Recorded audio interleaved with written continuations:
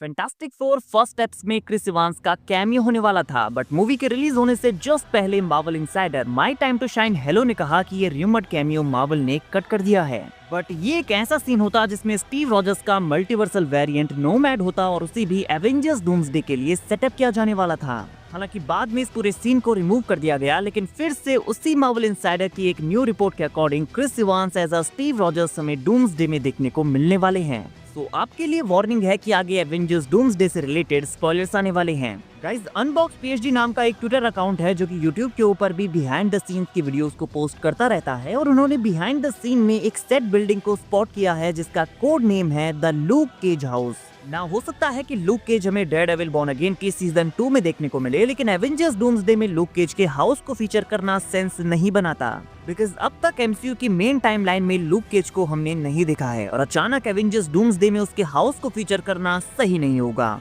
Now second चीज जो है वो ये है कि ये हाउस जो है वो एक तरह के retro and country side area में है, तो ये एक सिटी का हाउस नहीं है। और इनसाइडर्स के according Luke Cage actually Avengers Doomsday के सेट पर क्रिस इवांस का कोड नेम है, जिसका मतलब ये है कि लूक केज का हाउस एक्चुअली स्टीव रॉजर्स का हाउस है, और ये मल्टीवर्स में स्टीव रॉजर्स का कोई दूसरा वेरिएंट हो सकता है, बिकॉज हमारे ओजी स्टीव रॉजर्स की स्टोरी कंप्लीट हो चुकी है, सो उसे अनटच्ड ही रखा जाए तो बेहतर होगा। बट फोक्स ट्विस्ट यहाँ पर ये है कि सेट पीस का टाइटल है लूक केज हाउस 1960s, और अगर आप इस हाउस को देखेंगे तो ये काफी सिंपल है, और नोटिस कीजिए कि 1960s का हाउस है, और इस टाइम पर स्टीव की उम्र लगभग 40 साल रही होगी, जो कि स्टीव रॉजर्स का प्राइम टाइम था। सो इस पॉइंट पर ये मैटर करता है कि इस 1960s वाले स्टीव रॉजर्स को कौन रिक्रूट करने वाला है। अगर डूम उसे एवेंजर्स से पहले अपनी टीम में रिक्रूट कर लेता है तो हमें ऑब्वियसली इविल कैप्टन अमेरिका देखने को मिल सकता है, लेकिन अगर एवेंजर्स और टीबीए उससे मिलने डूम से पहले जाते हैं तो हमें ओजी कैप्टन अमेरिका देखने को मिलेगा।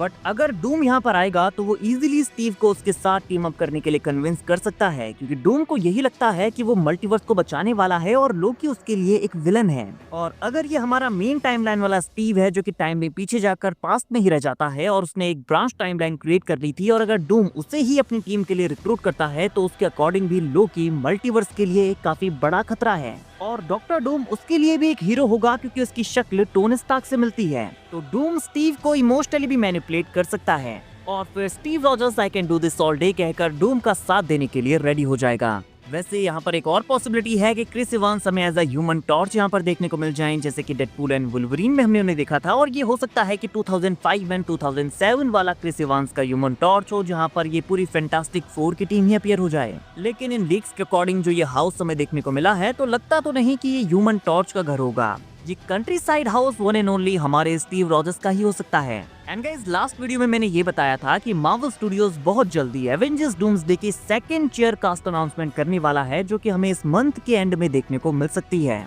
और न्यू रिपोर्ट्स के अकॉर्डिंग आपको इस सेकंड कास्ट अनाउंसमेंट में क्रिस इवांस का नाम भी देखने को मिलने वाला है। वैसे अगर इसे एज अ सरप्राइज कैमियो ही रखा जाता तो ज्यादा बेहतर होता, बट आई थिंक नाम को रिवील करने से मूवी की हाइप और भी ज्यादा बढ़ जाएगी। गाइस, क्रिस इवांस को as a Captain America MCU में दोबारा देखना कितना अमेजिंग एक्सपीरियंस होगा। जस्ट इमेजिन कि वो डूम की साइड से एवेंजर्स के साथ कैसे फाइट करेगा। जिस टीम में सैम विल्सन उसका बेस्ट फ्रेंड बकी है, वो उन्हीं के अगेंस्ट हो गया है। जस्ट इमेजिन कि इस बार बकी स्टीव रॉजर्स को डूम के ब्रेन वॉश से बाहर निकालेगा और समझाएगा कि डूम असली विलन है और लोकी एक गुड गाय है। और ये बकी एंड स्टीव की फ्रेंडशिप को चेरिश करने का एक और ब्यूटीफुल मोमेंट होगा, क्योंकि एंड गेम में बकी को पता था कि स्टीव वापस नहीं आएगा, और इन दोनों बेस्ट फ्रेंड्स को मैं एक बार फिर से रियूनाइट होते हुए देखना चाहता हूँ। एनीवेज गाइज, आपको क्या लगता है कि स्टीव रॉजर्स के कैरेक्टर को किस तरह से एमसीयू में वापस लाया जा सकता है? कमेंट करके जरूर बताइए। एंड वीडियो अगर अच्छी लगी हो तो वीडियो को लाइक और चैनल को सब्सक्राइब करना ना भूलें, बिकॉज ऐसी ही अमेजिंग वीडियोस हम डेली लाते रहते हैं।